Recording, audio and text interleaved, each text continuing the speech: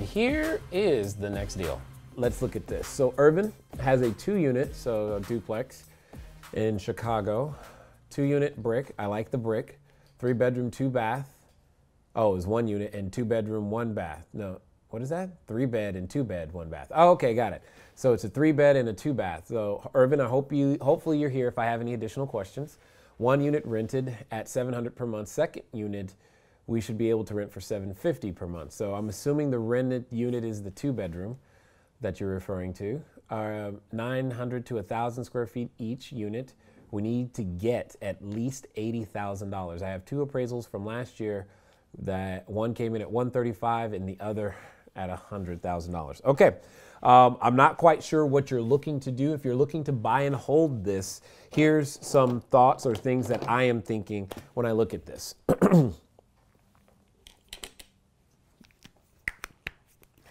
So what you've got here is, well, first of all, and all right, I just want to say something in general. When you send in a question, this is one of the reasons we only use your first name, is so that you don't feel embarrassed if I have to actually be very, very direct, because that's the only way I know to be. Having 2 appraisals from last year at $135 and at $100, I don't understand why you felt that information is pertinent, because it doesn't matter. Because at the end of the day, value is in the eye of the beholder. It's not just arbitrary. And everybody's got an opinion of what things are worth. The only opinion that matters is yours, especially if you're the one on the acquisition side. So the question is not what did it appraise for, not what does an appraiser think it's worth, not even what the tax assessor thinks it's worth. The question is what do you think it's worth? So for this particular property, the first thing I'm going to do, let me write down some notes. We've got a 700 and a 750. So we have a 700. I'm going to assume that's the 2-bedroom, and we've got a 750 3-bedroom. And you're saying the target is $80,000. Okay. So if the target is $80,000, I'm assuming that's what you're saying. You're saying you want to purchase it for $80,000, and I'm hoping that $80,000 includes any sort of rehab that you might need as well. I'm going to have some challenges as I run my formulas and my numbers. So, and I at least that's what I'm sensing right now, and I'm going to go through those for you right here as well. So I'm going to pull up the iPad and give you guys a way to see it at the same time. Give me 1 second. And, okay.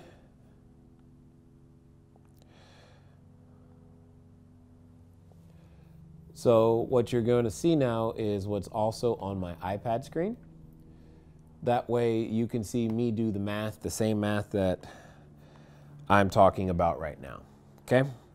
So one of the first calculations I'm going to do in a buy and hold is I want to take whatever this acquisition price is. So I'm going to take this $80,000. I'm going to take this $80,000 and multiply it by 1.5%. 1.5%. And that's going to give me a number. That number for me is, if I'm going to spend $80,000, as you can see, is going to be $1,200. So in order for me to make a go, no-go decision, so this is one of the first test checks I'm going to make. If it fails this test, I'm likely to stop unless there's something else that intrigues me. But 80,000 times 1.5% is 1,200. So what that means is that I want this property to rent for at least 1,200 or more on a monthly basis. And then I can run an easy check and say, okay, cool, this property we're saying is going to rent for $1,450. $1,450 is greater than or equal to 1,200, therefore we keep going. It passes so far. So far, keywords there. Now I'm also going to run this in a different way. Now that I've got this monthly number, I'm going to take that number and multiply it by 12 to get the annual gross income, gross scheduled income. So this gross scheduled income of $1,450 times 12 is going to be $17,400, as you can see right there on the calculator. So you've got $17,400 on the calculator. Then I'm going to multiply this number by 2. And I'm going to explain all this in just 1 second. Once I multiply it by 2, it's going to give you $34,800. And this is where it begins to fail my second test. Here's the formula that I use, and this is what I'm doing. I'm taking the annual gross scheduled income, multiplying it by 2 equals my total investment. When I'm holding something that I want to cash flow, that's the whole point.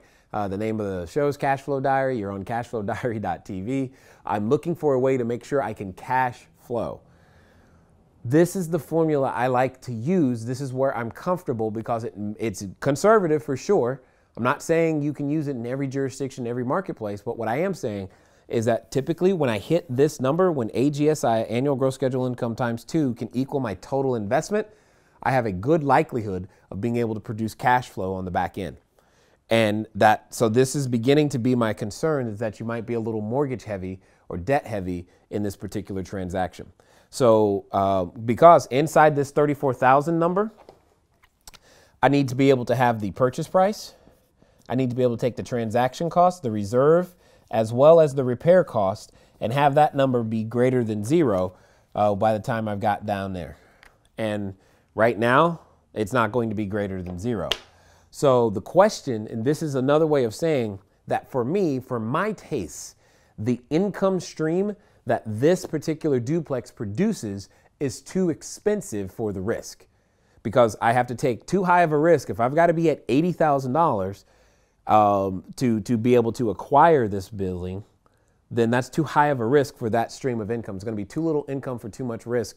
And I would rather take if I'm going to spend, if I'm going to go after $1,450 of monthly income, I only want to spend $34,800 to actually acquire it. So that could be exactly what we're talking about there. Hopefully that makes sense.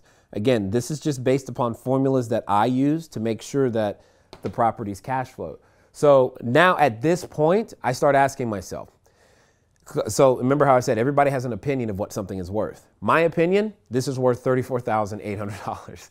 That's my opinion, because if I'm going to hold it long term, this is my opinion of what that's worth. Now it becomes, what is the likelihood of me being able to negotiate that kind of this property in its current condition in this marketplace for that price? I don't know. How good are you? The question is what reason could you give the seller or sellers that would prove to them that $34,800 makes sense? And you might say to yourself that there is no such reason. There's no way. Well, what I can tell you is that I've purchased a 72-unit building for $60,000 because I gave the seller enough reason to understand why this 72-unit building was worth $62,000. Now, this is a 2-unit building. So I'm sure if I did the research for that particular marketplace, I could come up with some economic indicators that would say, this is only worth $34,800 and here's why. But you're also tapping into one of the reasons why I like multifamily and commercial, because it's valued on the income, not on the comparables.